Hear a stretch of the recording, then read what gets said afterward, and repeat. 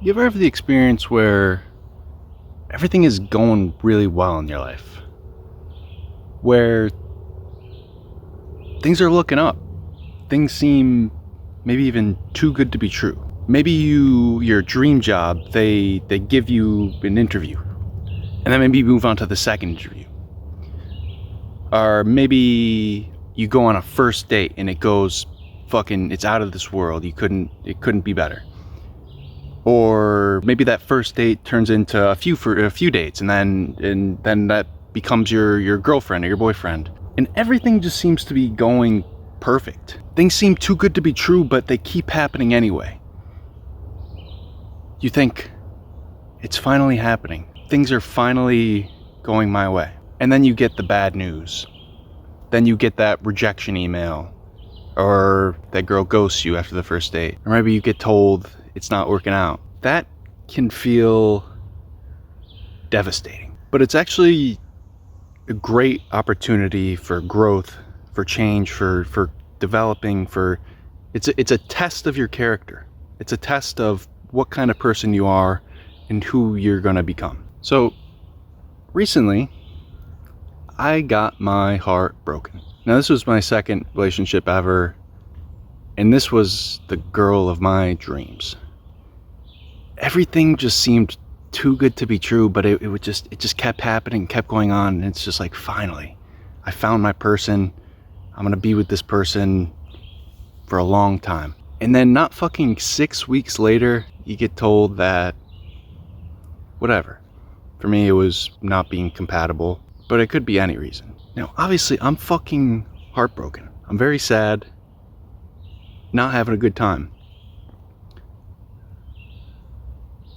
However, this is a golden opportunity. So there's generally like two ways people react when everything's going great and then shit hits the fan and everything goes to shit. The natural inclination, and I've done this in the past, but like the natural response is to just sit with your emotions and just, I don't know, like do destructive things. Like, I don't know, laying in your bed, fucking stalking them on social media, just ruminating and thinking about it and thinking about how you fucked up, thinking about how you wish you did things differently, thinking how things could have been different. Now this is like the first response, and it's just because we just want to sit with our pain. We don't want to do shit. We don't want to fucking, I don't know, you don't want to like go out and do hard shit. You just want to sit there and feel sad,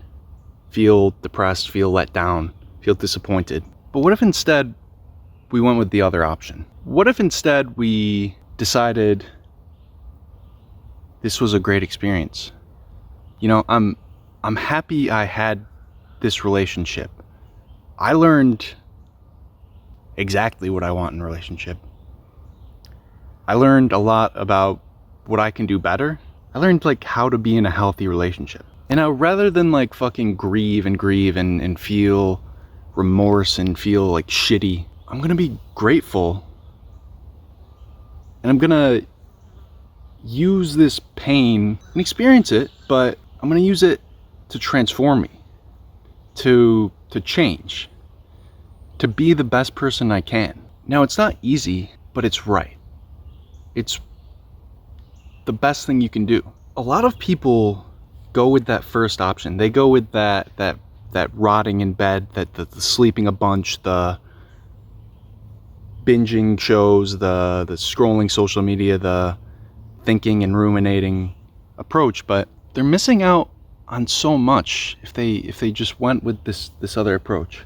If they use these feelings in a positive, productive way. Because you see a lot after a breakup.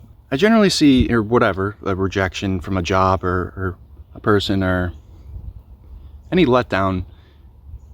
You see a lot of people just fucking sink. Their life goes to shit.